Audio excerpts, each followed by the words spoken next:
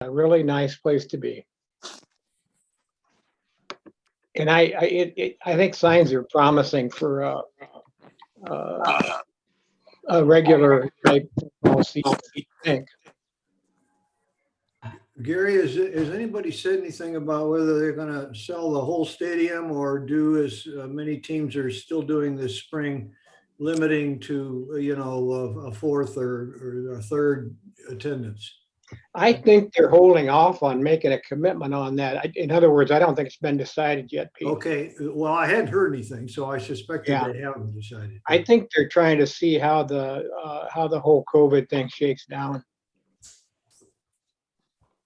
Yeah, I know got that. an email just saying that they were going ahead with selling tickets and season tickets and going ahead with the hopes that they will be able to have it full of fans this fall. So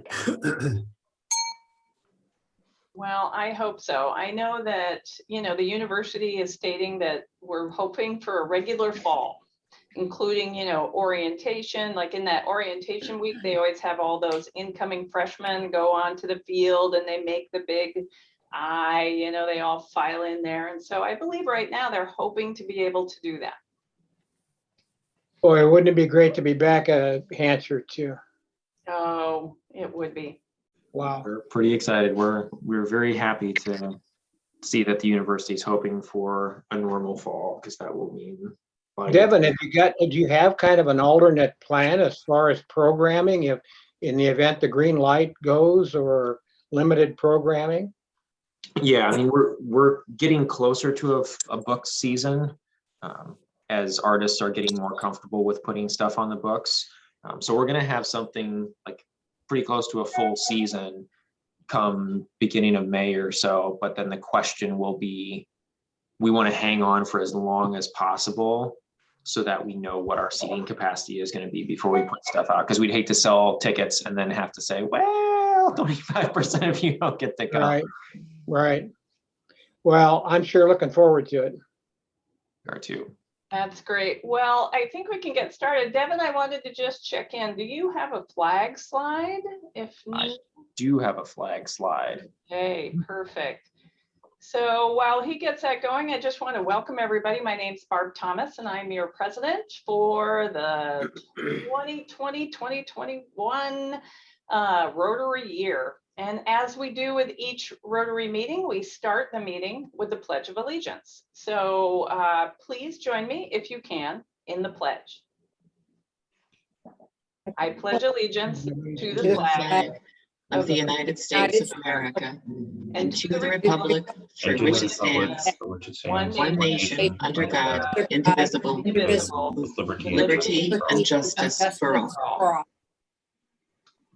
Perfect. Thanks so much. And again, welcome. I want to encourage everyone to please go into the chat and sign in. We want to make sure this is our main way of kind of handling attendance for our meeting. So please do that. We have a great meeting coming, so I'm glad that you're all here. First off, we want to welcome Devin back from his paternity leave. Yay! And Devin is here to help us run these Zoom meetings. And with that, I'm going to turn it over to him to give you a few Zoom reminders. Devin? Zoom reminders. Thanks, President Barb. Happy to be back. Sad not to be snuggling babies, but happy to be able to do something for longer than 20 minutes at a time. So Zoom reminders, you're all aware. You can switch between the gallery view and the speaker view. Recommend the speaker view for when our speaker is talking, or for when there's more extended periods of announcements, all of that sort of stuff later in the meeting. But for now, I encourage you to do the gallery view, look at the smiling faces on the screen. Make sure you mute yourself if you're not actively talking, just so that we don't get feedback. I'm still not exactly sure how all that works, but it's pretty common to get feedback if you got your microphone unmuted. And then you can undo your video or do your video. It's nice to be able to see your friends, so I encourage you to do that as well. And finally, there's a little reactions tab where there are now all sorts of little emojis that you can use. The heart emoji, the tada emoji, the joy, crying, laughing emoji. But as people are talking and saying things, it's a nice way to add a little bit of liveliness to the meeting. I said finally, but I'm going to do one more. Also in the participants tab, or actually now it looks like it's in the reactions tab as well. there's a raise hand option. So if you have questions or if you have an announcement later, please do that. You'll jump up to the top of the list, and then President Barb or I can see you faster and call on you faster that way. Back to you, President Barb. Great, thanks so much, Devin. And I will say that's kind of a nice new feature. So just a reminder, you know, Zoom is a software program and it goes through changes. And, you know, luckily I work at the university where, you know, those changes they'll remind me about it. But it is something that if you have this on your own personal computer, you may want to go to the main Zoom webpage like zoom.us and just see if there's an update. And, you know, it's never a bad idea to update your software. And then that way you might get those additional features like the ability to raise your hand simply by going to the reactions tab and not having to go to the participants tab anymore. So just a little reminder. So as we go into today's meeting, we're going to go into introductions. So we're going to ask you to do just what we told you. Raise your hand. So you can do so. Reactions button or participants button, and then Devin will call on you.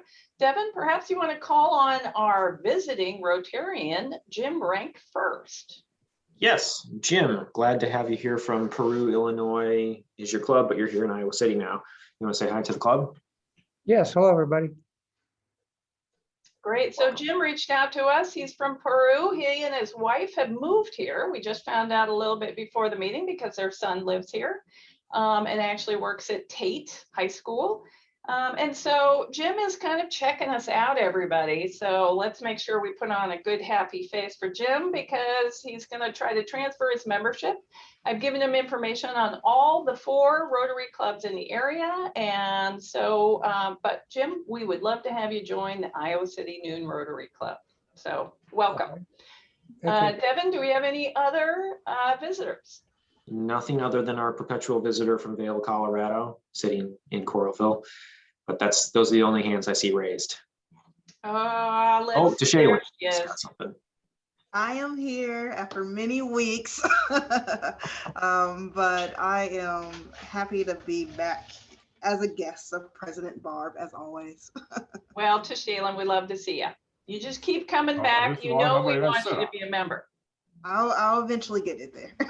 Okay, great. Tashaylin works at Shelter House. She does a lot of really good work for our community. So thank you for your good work and please come back at any point in time.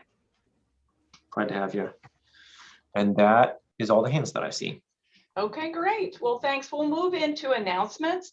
So I'm going to share my slide. I want to share something with you. It's kind of a quiz. What do you think that is? Okay, take a look. Come on, any guesses? Go ahead. Somebody can say something. Dirt. Dirt, correct. Erosion. Erosion? No, not really. French. So what this is, let me see if I can get it to, is actually the start of the well that is being built in Tanzania. And so if you remember, our Rotary Club and a bunch of the other Rotary clubs from the area have all contributed funds to build a well in Tanzania. And so we just got some kind of update slides, a few pictures, but it's kind of interesting to see how this has started. And then I have reached out to Jennifer Blair, who is one of the coordinators of the project, and she's going to attend one of our Rotary meetings in May just to give a very short, 5-minute update on that project. So I think we can all be kind of happy. The well is moving along, and this is just a great reminder of the good work that Rotary does. So this is an international project. There's district projects, there's club projects, but I think it's really wonderful that local clubs here in Iowa are supporting an effort that is going to bring fresh, clean water to people in Tanzania. So I think that's great. Really happy to see that as well. The next slide that I want to share with you is this little happy camper. Okay, so this is just one more of the AEDs that our committee has helped coordinate. So this is the Rotary Kerber Heart Safe Community Campaign. And as you may know, this is an effort that has started with our club. It was a district grant where we are providing discounted AEDs to organizations, different levels according to how big the business or the organization is. But in the last week, we were able to deliver an AED to GuideLink Center, which, as you can read here, is located on Southgate Avenue in Iowa City.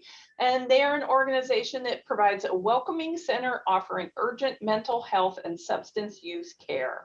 So it's a great cause. And we were able to provide a life-saving device to them at a great discount. So again, this is one of our club initiatives. We have a really dynamic, great committee for this effort.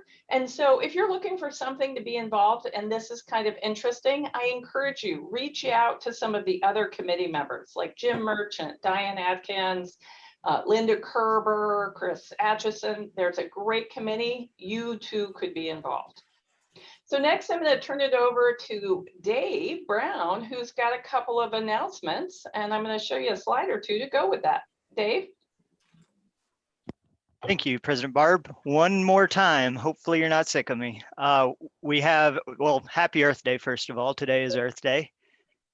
Second of all, because of Earth Day, we are going to be a little bit ambitious this weekend where we've got two projects.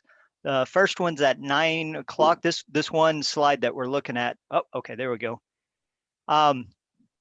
Hey, Ryan, could you weigh in here too? Did we determine if this is 9 or at 8?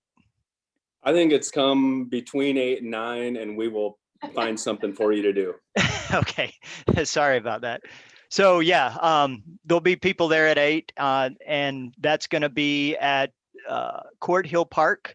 I believe there's a church just a couple blocks down that'll allow parking. So if you're looking for a space to park. In the links, I put this link and I put the next announcement, which is the Adopt a Highway, which is at 10. We have a couple of places. We have 20 signups for this. I'm about to send an email. If you don't see your name, but you want to be there, reach out to me and I'll get you the information. But one group is going to be meeting at Winter Eagle. The other group is going to be meeting at Nursery Lane and then meet up in the middle. And that gives about a half a mile of road between the two. Both of those signups are now in the chat and hope to see you there. Thank you. That is great. So it's coming Saturday, big day, big day. Okay, so between 8 and 9, let's say, be there for some tree planting. I'm going to be there. I encourage anybody else, come join me. And then at 10, we're going to clean up the highway down by Terry Trueblood. So we would love to have your assistance. Great way for us to commemorate Earth Day. It's the closest Saturday to Earth Day. And so it's a great effort. As you remember, a couple years ago, our club and the other area clubs, we planted over 400 trees at Lake McBride in a special grove. And so that committee that is really cross clubs, it has members from all the different clubs, is coming together again to plant some more trees. And it is another cross club contribution or effort to do this cleanup.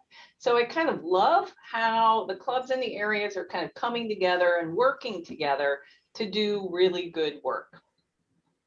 So next, if there are no other announcements, if anybody has an announcement, you can raise your hand. Ryan does. Oh, I'm sorry, Ryan. I knew about that. No. A real quick update on the Ride to End Polio, which was all across our whole district, 6,000. We did great. We raised just over $19,000. And as you know, that Bill and Melinda Gates will take that to almost $60,000. So a very powerful amount of money. Our club specifically raised over 1,000. The small but mighty AM club, if Nancy Pasha is sitting there next to Gary, man, they're pretty awesome. They raised over 2,000. So hats off to them. The leader was Ankeny Club, who raised over $6,600. So 163 total Rotarians contributed. So thanks to all of you who are part of that number. That's great. What good work. And how fabulous that it gets matched like that, people. I mean, what an awesome thing that, 1,000 can become 3,000. And that's a lot of polio vaccines. So very good. All right. And so with that, I do believe now we have no more announcements. Anybody else want to raise their hand if there's any? And so if not, I would actually like to go to Margaret Reese for the Rotary Moment of Gratitude and Positivity. As you know, it's a new tradition that we've started since we have gone remote, where we've asked our members to kind of share a few things about what makes them grateful, positive, what keeps them going. So today we're going to hear from Margaret Reese. Margaret? Thank you, President Barb, and I hope that we get through this without anything distracting my dogs and making them bark, in which case I will mute and disappear for a moment. So here we go. I believe in gratitude and joy and always making lemonade out of lemons. Obviously, probably like all of you, I was taught to say thank you when given a gift or sent a card or served lunch in a restaurant, complimented, and so on. I was and am very good at sincerely saying thank you. I was also an early reader, plowing through the Little House books and Little Women by the time I was 8, and I was strongly influenced by those. I was struck by how grateful those characters were for the smallest things and how hard their daily lives were, how hard they worked, what tragedies befell them, but still how thankful they were for the simplest things. A sunny day, enough flour and sugar to make a small cake for someone's birthday, the kindness of neighbors, a corncob doll for Christmas. I internalized this message and it increased my inherent belief in gratitude and joy. I learned a long time ago that every day has challenges, some large and some small, frustrations, some large and some small, and good things. I have experienced some very tough days, weeks, months, and even years in my life. But no matter how hard, there was always so much good intertwined. And to quote Scarlett O'Hara, tomorrow is another day. And a plaque that I've had in my kitchen for decades that says, this too shall pass. Those are my two favorite phrases. During the last 13 months, those two phrases came to mind many, many times. It was at best a difficult year for all of us, and for too many, a devastating one. Nonetheless, I experienced so much kindness and generosity and hope and grace throughout, from volunteers in the community who sewed masks and donated supplies and meals, the frontline workers and responders who showed up no matter what, the experts who kept us informed and safe, and I am grateful to each and every one of them. My dad told us when we were little that there is no such thing as fair. And if we thought there was, we would be sorely disappointed in life. I have a twin brother and another who is 18 months younger. And then there's another one who is 7 years younger. By the time he learned how to talk, this was all moot. So you know that when we were little, we would howl, "That's not fair," on a regular basis. Dad's point was that we had to figure things out and work through them. And that's a good lesson to learn, because life isn't fair and bad things do happen. But interspersed with that, there are so many good things that happen too. And we grow stronger because we learn and grow for the most when things are hard. I've read about keeping a gratitude journal, but that's not my style. I am a list maker. I love crossing things off of lists. And when I finish an entire list, I practically high-five myself. I'm so excited. But journaling is not my thing. Nonetheless, I find joy every day, and I am grateful for the simplest things. A sunny day like today, the budding trees, a good book, and I finished another one this morning, that our aging sump pump still works like it did clunking away a couple of weeks ago when it rained so hard. Our furnace when it's cold, as it's been this week, that we have a home and food, and now we have been vaccinated. And I am grateful for big things. My brother who survived and eventually thrived following a truly traumatic brain injury at age 7. The opportunities our parents gave us by taking us everywhere. Travel was their passion. Even living in France twice for a couple of years and traveling all over Europe as kids, including 3 weeks behind the Iron Curtain when I was 15 years old. And that experience really made me grateful for everything that I had. Finding my inner strength following an abusive and traumatic first marriage many years ago. The love and wisdom of my parents, grandparents, the wonderful man I've now been married to for 20 years, my 3 beautiful daughters, amazing grandchildren, beloved friends, a very satisfying career, the friends I've found in the Iowa City Noon Rotary and Altrusa clubs, and lots of devoted canine companionship over the years and now. My dad always said, you can't change anything about yesterday, and you don't really know about tomorrow. But today we can choose, and I choose to be grateful and find the joy every single day for all of the good things and people like you in my life. And I try to make things better in whatever small way I can for someone else. And I say thank you a lot. And half the time I'm not even talking to anyone. I just say thank you. And as many friends and colleagues of mine know, you can always depend on me to make the lemonade. Oh, that is great, Margaret. That is wonderful. This too shall pass. Yes. And tomorrow is another day. So today really didn't meet your expectations or hopes.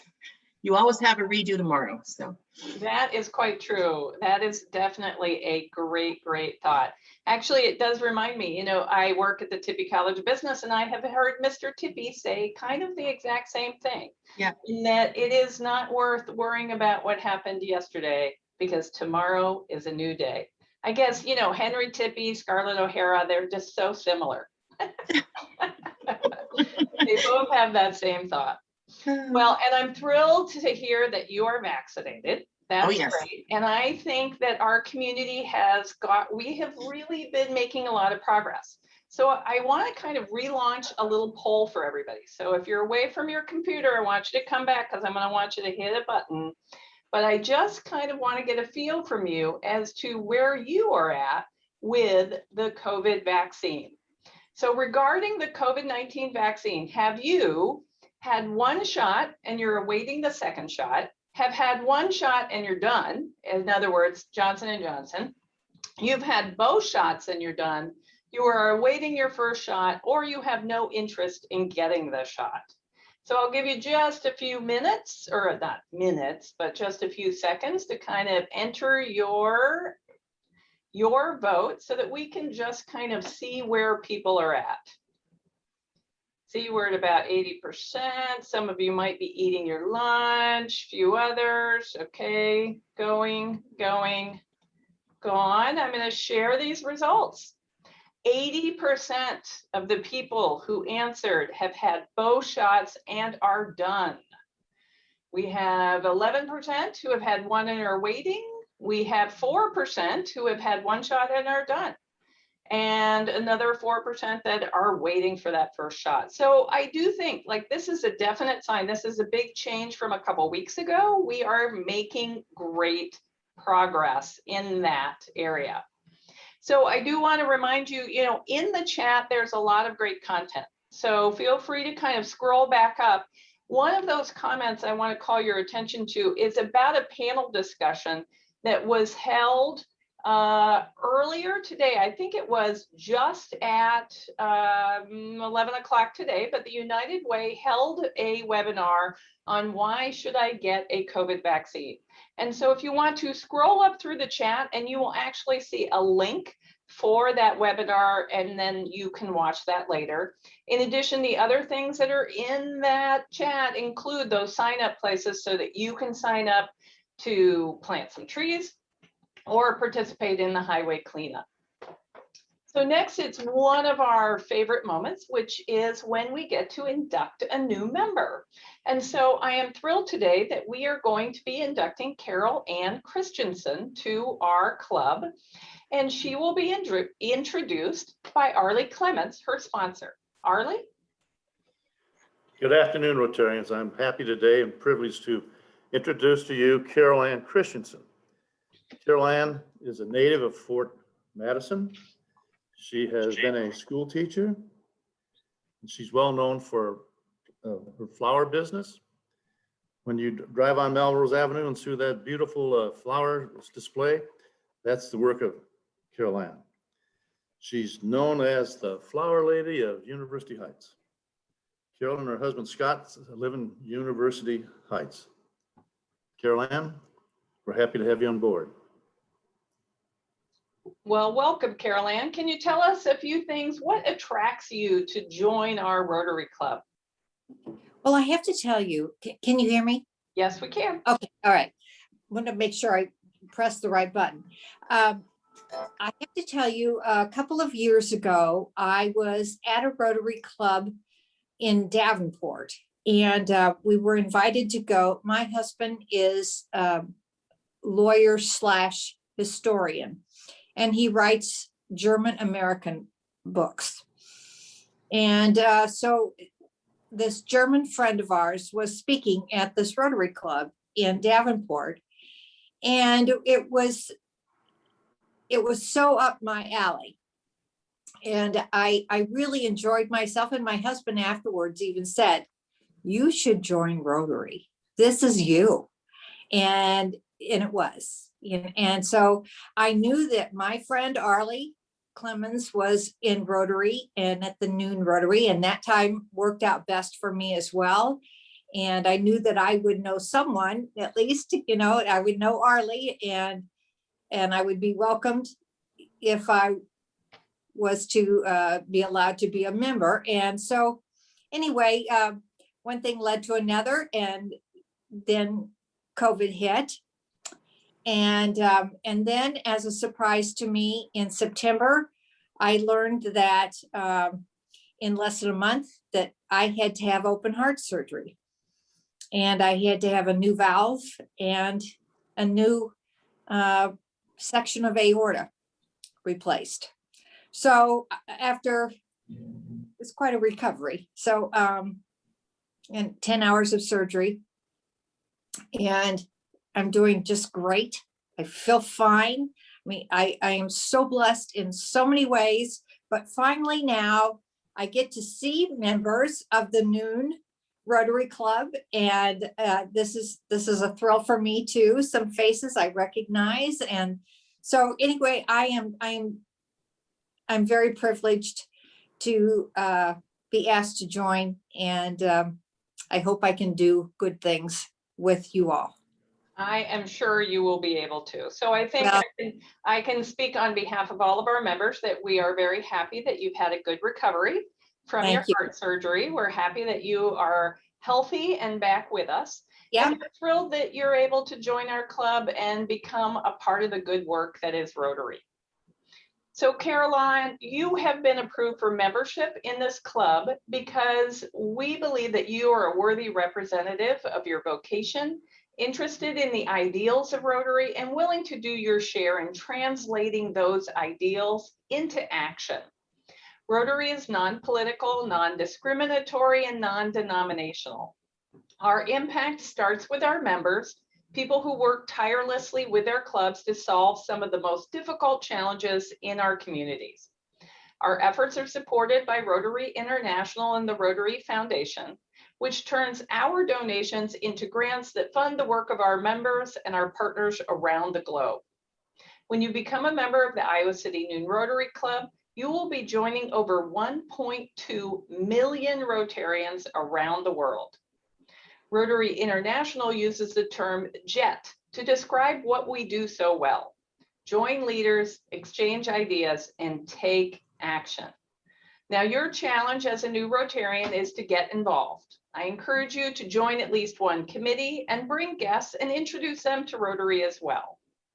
So now, normally, if we were meeting in person, we would all stand and we would be able to applaud, but we're virtual. So I want everybody to use those little reactions and tools, and please join me in providing a virtual round of applause for our newest member, Carol Ann Christensen. Oh, thank you. Excellent. Great. Well, Carol Ann, we're thrilled to have you. So I encourage you, if you'd like to get out of the house on Saturday, you could think about joining us at a tree planting or perhaps at the highway cleanup. We would welcome your help. Both things I would be more than happy to help with. Great. Wonderful. So thanks. And with that, then we'll move on to our program. I'm going to turn this over to Devin, who will introduce our speakers today. Devin? Yeah, thanks, President Barb. Inspiration struck me for this program from my fridge. I was pulling one of my very favorite beers out of the fridge, and I thought to myself, I wonder what it's been like for the last year or so to be in the craft brewing business. And just down the road, it's literally my favorite beer in the world, and they brew it like 30 miles to the south of us. So reached out to them, and we've got Jeremy Hassman here, who is the general manager of the Kalona Brewing Company. He has a long and storied history, head waiter for Stone Barns restaurant, Blue Hill at Stone Barns restaurant in New York. It's a restaurant that got number 11 on the world top 50 list and won a James Beard Award for outstanding service. So you can believe he was part of that.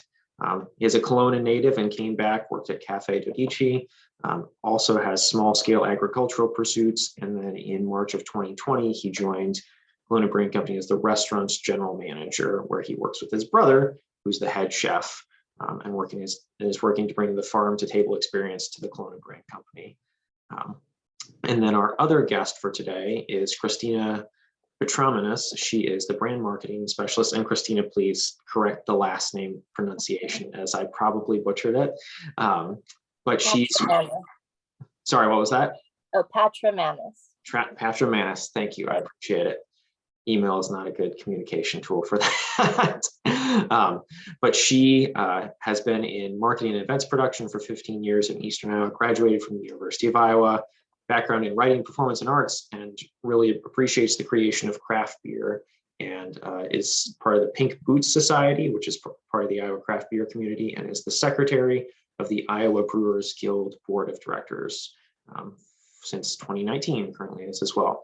And they're going to share with us about what it's been like to brew beer, distribute beer, have a restaurant through the pandemic, and what it looks like in the future. Thanks you both for joining us. Glad to have you. Yeah, thank you. Thanks for having us, and happy to be here.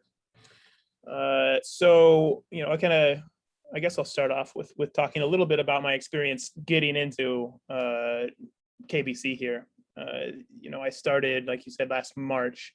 So it was kind of funny. I got the job offer at the beginning of March when everything was normal, quote unquote. And then a couple weeks later, everything shut down. And then a couple weeks after that, I walked into a shut down restaurant, which was an experience in and of itself. The team there did a great job of adapting to it pretty much immediately from the get-go. Devin, I think you have a couple of pictures available from when we started back in April of last year, a full year ago, when we were shut down because we had to pivot pretty much instantly, just like everyone else. That's Shannon, one of the waitresses, going on the first delivery. So we started using the beer delivery vans as food delivery for the restaurant to do anything that we could, selling cans, which the state changed that legislation pretty much immediately. And allowed us the delivery of alcohol, which was really great. And then we did carry out as well. You can see we pretty quickly also transitioned to wearing masks and wearing gloves and doing all the things that we needed to get by. This is us. This is me opening the door on the first day back, complying with all social distancing, which we had. So you can see our space here is really big. We had some things going for us as far as the restaurant is concerned, that a lot of restaurants, and pretty much nearly everyone that I've been a part of over the last decade, did not have. And that's space, right? I only lost 3 two-tops in all of this, because this area right here in this picture, there used to be couches and kind of a lounge area, which was really nice for the restaurant. But we got rid of those, stretched all of our seating out so we could comply with social distancing guidelines and still be able to seat people. We have a great patio, so we've got space outside that we can serve. So once we got going, we started getting really busy. Now, as far as some of the really important things that we learned and focused on early was, it's things that people in the restaurant industry, we already know what to do, but we had to do it better. All the sanitizing things, we, for example, sanitizing, cleaning menus, was a big one. That was a job that you would do maybe once a week, maybe once every other week, or almost never in some restaurants where they were just in the sleeve and they'd throw them away. But we would give them to one person, put them in a stack, and wipe every single one down after every use. Quickly realized when we have a couple 100, 200 to 300 people coming through, that gets very difficult. So we switched to the QR menu. That sort of quick adaptation really helped us, adapt as a team and really get the job done. Another thing is, being from a fine dining background, it was drilled into me, you never let anybody see you do any of the behind the scenes work, right? It's just, you're very professional, you're communicating with the guests, but they never see anything that's going on. This was sort of the opposite of that. We wanted people to see us do this. We wanted to, it was very important for me early on to build that trust with people. It's a time when lots of people were afraid, weren't sure if they should go out. Some people were, we had to get on that right away. So it was the requiring of the masks and the gloves, and we were sanitizing everything, right.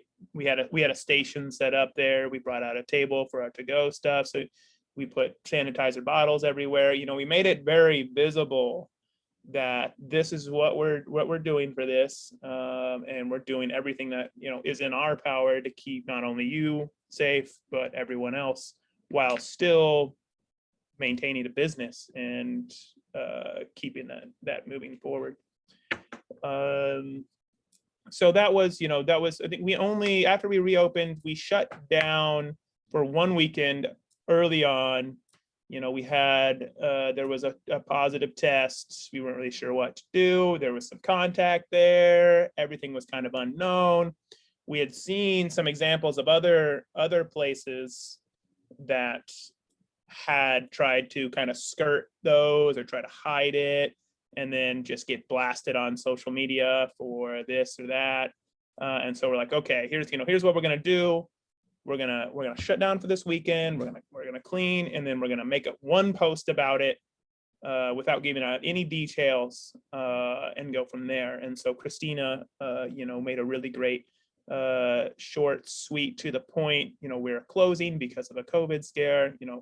We'll be back. We'll keep you posted in the future, or soon, or I forget exactly what it was, but and then got positive response from it. Thank you for telling us this. We'll be here to support you when you will reopen. And then we cleaned, got a bunch of people some tests that needed to, and then reopened, and haven't had a problem with it since. And I think it was moves like that sort of built that trust as far as the restaurant side goes early on. Now, as far as the brewery goes, it's also it was also a big pivot. The breweries, we make our money through the brewery most in keg sales, right? We want to brew the beer, we want to put it in a keg, and then we want to put that keg, we want to sell that keg to a restaurant or a bar or an individual. And that's the most efficient way of going about it. With it's the least amount of cost as well. And so when all the bars and restaurants shut down and people not going to it, that made it difficult for the brewery. So there was that pivot to can sales, and then that goes for everyone across the nation. So then when we pivoted to can sales, it was okay, how do we find the cans, right? There's a shortage. How do we find the lids that match those specific cans that fit in our canner? We actually have gold tops to our cans right now because they're the only ones we could find, which they kind of look cool with certain of our cans, but so we had to be able to, we had to adjust and go with the flow there. Another important factor is getting the word out that this is what we're doing, that we still have beer for sale. You can still buy cakes.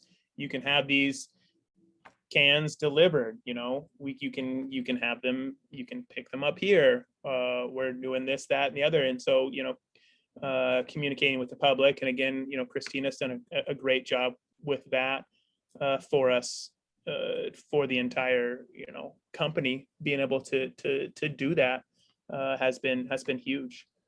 Do you want me to talk about that a little bit? Yeah, sure, go ahead. I've just been kind of talking now, Yeah. so yeah. That was great. My name's Christina. I'm the marketing brand specialist and event coordinator at the brewery, but I'm also on the Brewers Guild board as the secretary. So I can talk about the beer side and the marketing side a little bit. And just want to say that Jeremy did a great job, you know, coming into this, coming into the company as a new general manager to our company, and then hitting COVID and just adjusting and being extremely flexible, which I think is something that kept us going, that flexibility. So I don't know if you remember, but the shutdowns happened St. Patrick's Day. So there are right now almost 115 breweries in the state. We were just over 100 at the beginning of shutdowns. And St. Patrick's Day, whether you have a big event or not, is definitely a craft beer sales day. And so everyone, and it takes a while to brew. You brew the beer, it ferments, right? It takes a few weeks. You put it in the bright tank and you package it in kegs or cans. So this has been planned a month, 2 months, 3 months out. And so there was a lot of craft beer in Iowa that suddenly had nowhere to go. And that was the same for us. And so we had to pivot really fast. On the restaurant side, we saw, well, we're not going to be selling these kegs, so we have an extra van. And Jeremy did a great job of using that van to start deliveries, which we had never done before. So we delivered to the area. And for the first several months, delivery was free. And so that was great. And then we were doing growlers to go and cans to go. And so it was my job to make sure that people knew that we're here for them, how we're there for them, and that we're going to be absolutely as safe as possible. So you can do curbside pickup, we will package it for you, we could bring it to your door because state laws were changed that we could now deliver to homes. You can, before to buy craft beer, you would have to go to the business and pay at the business. Even if you were having a private event in your backyard to buy a keg, you pay at the business and then you could get it delivered to you. So it was pretty inconvenient. And so now they could call and pay over the phone with a credit card or pay online through your company. And then you can get the beer to your home, which I think was a long time change coming, but now it's permanent. So we're really happy about that. So I've made a little breakdown here. So we had a bunch of beer in the tank. It was supposed to go into kegs, which would go on tap or go into cans. And suddenly all of the restaurants were shut down. So we just kegged pretty much for internal use. So selling growlers, or someone might buy a 6-still of, I think Devin's favorite is Such a Much IPA, to correct me if I'm wrong. And then the rest went into cans. But suddenly the breweries that weren't canning now had to package. And so the market is flooded with new cans from all of the incredible Iowa breweries. So we thought, well, there's a lot of competition. We don't want to do the thing that we usually do where we have our core beers that everyone loves and then something new, something they've never heard of. So we stuck to our core beers to have on the shelves, and that worked really well for us. And then we just thought ahead. I will say in closing for myself that sitting on the board of directors for the State Brewers Guild, I got to hear a lot of stories. There are 107 member breweries, and these smaller breweries, these places that are just in a small town and just have their tap room or restaurant, maybe a 1-barrel system, they were really hurting. And craft beer supports the local economy. It supports agriculture in the area. We have hop farms in Iowa. And so just knowing that in Iowa we have such an excellent product makes me really happy. And I hope that everyone, as they're getting out this year, goes to support all of the places that brew Iowa craft beer, and really know that you are contributing to the state. Thank you. Yeah, thanks, Christina. I have got a couple more things to add. Now that we're, there's this energy. We've talked a lot about, what we did, how we transitioned, how we've made it through this year. Well, there's this energy coming in the spring that we're coming out of it. You posted here the amount of vaccines. You have an 80% in this group of people that have vaccines, and people are coming out, and we can see it and we can feel it, which is great.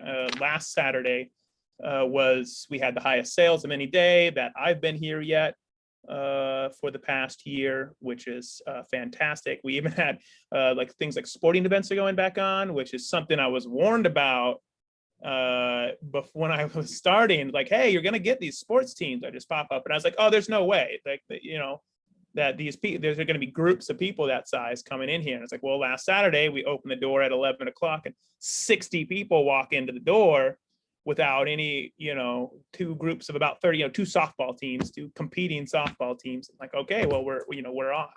So we can, same thing goes for the brewery, but sort of the opposite problem now. So they're anticipating this ramp up. They're anticipating more kegs. So they got a stockpile of kegs, filled up the tanks, have the tanks ready to go.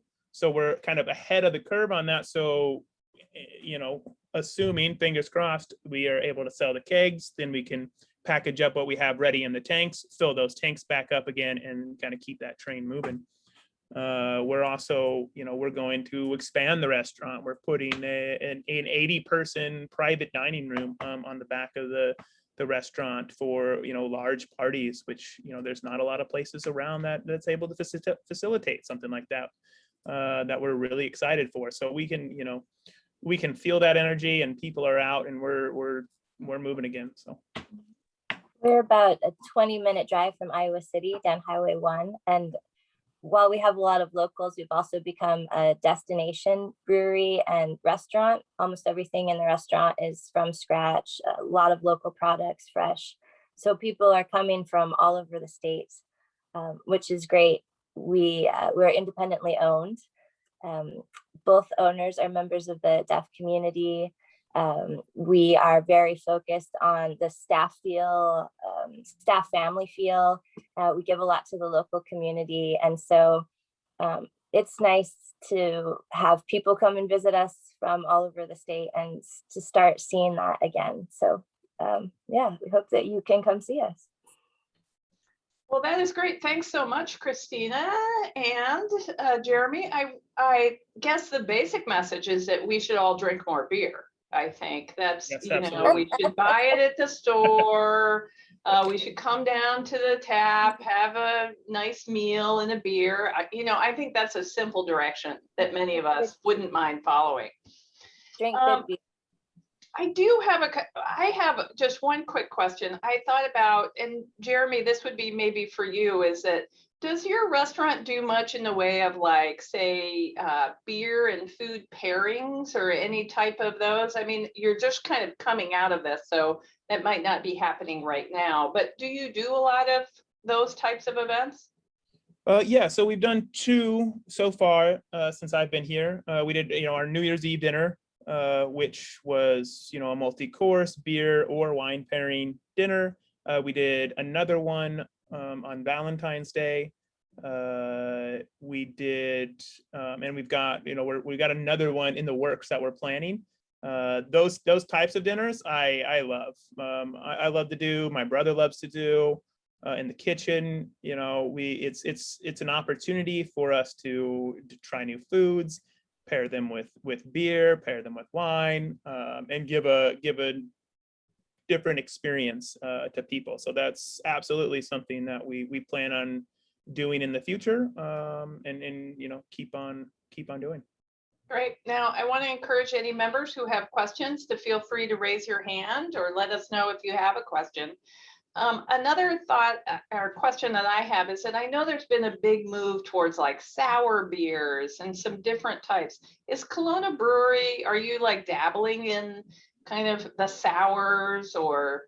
So we are, and that's a great question. And we were, this is something we were talking about, I don't know, 6 months ago in the middle of this. It's like, okay, we've got our core beers, we've got our seasonal beers. We've been here for 7 years, but we want to try these new things. And we're all talking, we have a manager meeting, every Friday morning. And so we're brainstorming things, and then we're just, shooting ideas off of each other. And we came up with the idea, and it's called Dub's Lab Tap. So our lead brewer's name is Warren Yoder, and he goes by W or Dub for short. And so it's we have a tap dedicated to him doing these really small micro batches of something new, something that's in development, something that we can try, we can put it on. We've got a keg or two of it. We don't have to, if people don't like it, then we can take it off and adjust it. If people do, we can keep tasting it, and we can keep kind of altering it. So we've put sours on there, we've put meads on there. I just pulled a porter off of there. All sorts of different hazies, double IPAs, just all the different things that we want to try. We now have an outlet for it, one that works great for us because it allows us, one, to sell the beer and make some money off of it, and it allows us to have our guests try it and give us very important feedback on what people are thinking. And then 3, we have a ton of like regulars that are in a lot, and it gives them something new to try nearly on a weekly or bi-weekly basis.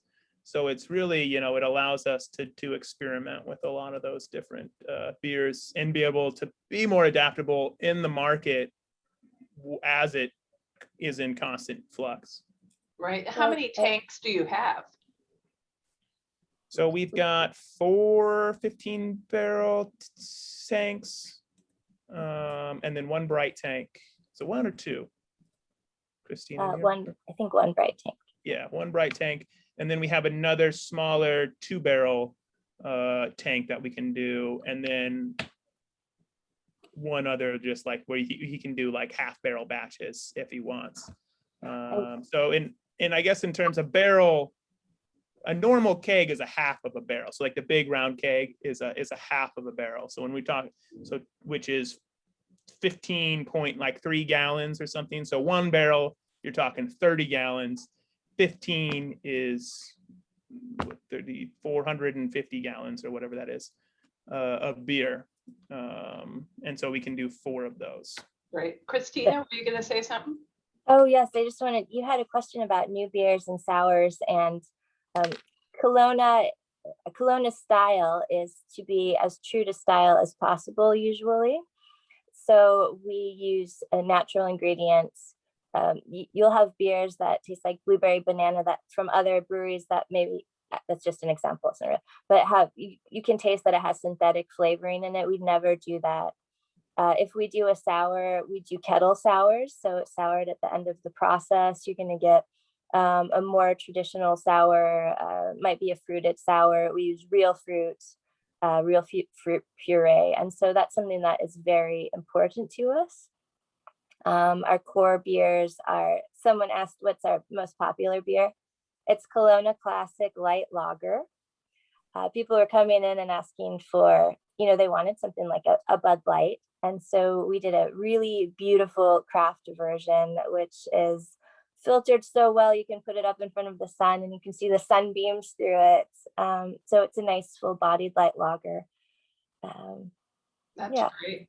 Mm-hmm. So with COVID, in a lot of different businesses, we've heard a lot about the increase in expenses in materials.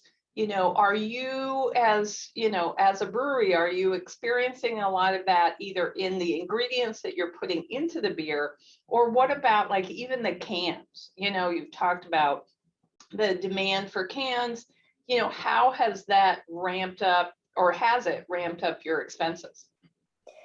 We have had to make some different choices. So, we had cans that had our tagline, Heavenly beers brewed by mere mortals printed around the top. So we had to give that up. So now it'll say that on the label and it'll be just a plain can. So it won't be a big change to the consumer, but it saves us a little bit.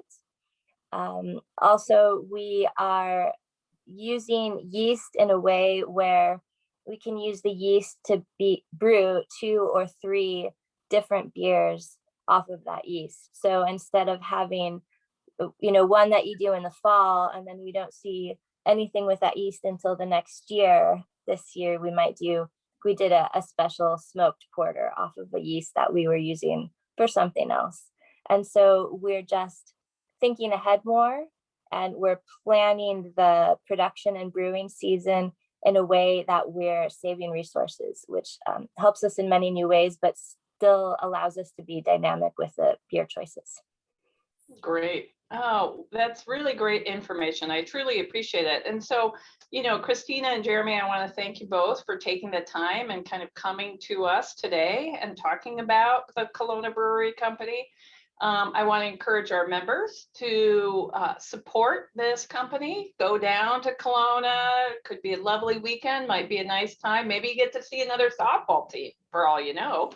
But go down to the Kalona, enjoy some food, have a beer, or perhaps even in your local grocery store, because cans of their beer is available in Iowa City, so you can find it. So quick question, where can they find your beer in Iowa City? You can go to all of the Hy-Vees in Iowa City. They will have our beer. And you can go to John's Grocery. Love John's Grocery. Johnson's Liquor has our beer. And you'll also find it on tap at several places around town, like at Mellow Mushroom. Anywhere with a really excellent beer selection, you will find one of our beers. So, and Wonderful. Thank you so much for having us. This was so much fun, and I respect Rotary, and I'm very pleased to be your guest today. Well, we're thrilled to have you. And in honor of your appearance today, our club will actually make a donation to Rotary International's Polio Plus program in your names. And that, as Ryan mentioned earlier, before every donation to Rotary's Polio Plus program is matched 2-to-1 by the Bill and Melinda Gates Foundation. So the donation that we do in your names will actually provide 70 vaccinations around the world. That's great. Thank you very much. Thank you so much. Happy to do it. And I do want to encourage you, you're a booming business. There's a great Rotary Club in Kalona. And I know the treasurer. So you too could get involved, do some good work with Rotary. And, I'm sure they'd be happy to have you as a member. So I'm just going to put that plug in to you as well. Thank you. And they make good pies. I was a guest 1 year, a long time ago. Excellent pies. That's great. That's great. Well, excellent. If there is no other business before the club, we will go into the 4-way test. I don't know, Devin, if you have the 4-way test slide. You do. You read my mind. So if our members, feel free to unmute and you can join me in the 4-way test. Of the things that we think, say, or do, is it the truth? Is it fair to all concerned? Will it Will it build Goodwill and better friendships? Will Be it beneficial to all concerned? So thank you all for attending. Happy Earth Day. Go outside and enjoy the sunshine and the green grass. Be thankful that we're not on the East Coast where they got snow. And have a wonderful day. It's great to see everybody today. And go have a Kalona beer.